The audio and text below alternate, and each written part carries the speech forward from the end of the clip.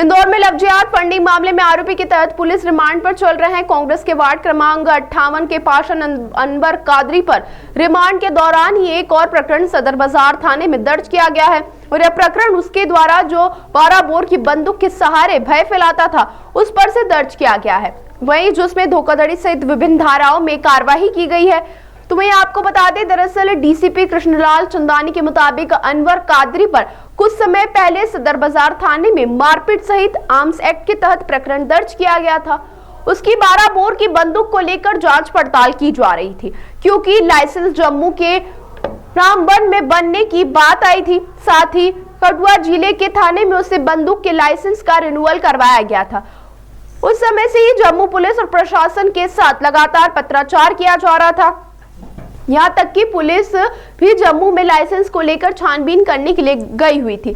कई सबूत जुटाए गए थे। लगातार हो रहे पत्राचार के दौरान कई तरह के सबूत फर्जी लाइसेंस को लेकर मिले थे, जिसके आधार पर 12 बोर की बंदूक अनवर कादरी द्वारा ली गई थी। और इस बीच पत्राचार के दौरान जम्मू अधिकारियों को द्वारा यह बात सामने आई थी कि लाइसेंस वहां पर नहीं बनाया गया है। जब कठुआ जिले के थाने में पुलिस ने रिन्यूअल की बात पता करी तो पता चला कि रिन्यूअल तो किया गया था, लेकिन उस पर नजर आ रहा है यूनिक आइडेंटिफिकेशन आईडी फर्जी प्रतीत हो रहा था। इस पर दोनों राज्यों की पुलिस ने सहयोगात्मक रूप से पत्राचार करते रहे और इसी के चलते तमाम दस्तावेज कर्मचारियों के चलते सदर बाजार पुलिस द्वारा धोखाधड़ी सहित विभिन्न धाराओं में प्रकरण दर्ज किया, जिसमें फर्जी दस्तावेज के आधार पर बंदूक लेने से जुड़ी धाराएं भी लगाई गई। साथ ही पुलिस अधिकारियों का कहना है कि अभी पूरे मामले की जाँच जारी है, आगे और भी सबूत सामने आने की संभावना है। इस सदर बाजार थाना क्षेत्र में एक अपराध पंजीबद्ध हुआ था 64/2024।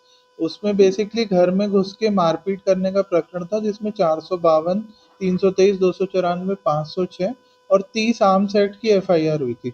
इसमें वो 12 बोर की बंदूक ले गए थे जहां मारपीट हुई थी। तो जब पुलिस ने उस लाइसेंस की जांच की थी, जब 12 बोर का लाइसेंस था, वो पुलिस को प्रथम दृष्टया थोड़ा संदिग्ध प्रतीत हुआ था और उसकी जांच कराई गई थी।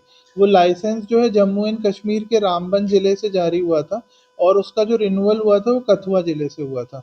तो यहाँ डीसीपी जोन 1 की टीम्स गई थी जम्मू एंड कश्मीर में और निरंतर पत्राचार किया जा रहा था जम्मू एंड कश्मीर के दोनों जिलों से।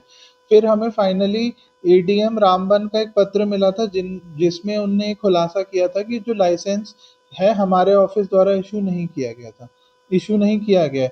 उसके बाद फिर कठुआ जिले से पूछताछ की गई थी कि क्या ये रिन्यूअल आपके द्वारा किया गया और क्या ये जो लाइसेंस है वो वैलिड है कि इनवैलिड है। तो रिन्यूअल उनने एक्सेप्ट किया था, कठुआ जिले से हुआ था, बट उनने ये अपने पत्र में बताया कि जो यूआईएन नंबर था, यूनिक आइडेंटिफिकेशन नंबर जो था लाइसेंस का, वो फर्जी प्रतीत होता है और उनने भी मतलब उसको मतलब डिसप्रूव कर दिया। तो और उसके बाद उस लाइसेंस पर से आर्म्स डीलर से एक 12 बोर की बंदूक इशू कराई गई थी। तो इन सब चीज़ों का संज्ञान लेते हुए एक नया प्रकरण पंजीबद्ध किया गया अनवर कादरी के खिलाफ सदर बाजार थाना क्षेत्र में, जिसमें 420, 467, 468, 471 और 25(1)(b) सब क्लॉज से आर्म्स एक्ट की धाराओं में मुकदमा दर्ज किया गया। 25(1)(b) इसलिए लगाई गई है क्योंकि ये जो सेक्शन 3 ऑफ आर्म्स एक्ट है उसका उल्लंघन करके इनने लाइसेंस को प्राप्त किया। बंदूक पहले ही, जैसा कि मैंने बताया, पहले ही जो 64/2024 अपराध क्रमांक था उसमें जब्त की गई थी, क्योंकि वो प्रकरण मारपीट से संबंधित था और ये जो नए तथ्य आए ये फर्जीवाड़ा और फोर्जरी से संबंधित है, इसलिए एक ये नया सेपरेट प्रकरण पंजीबद्ध किया गया।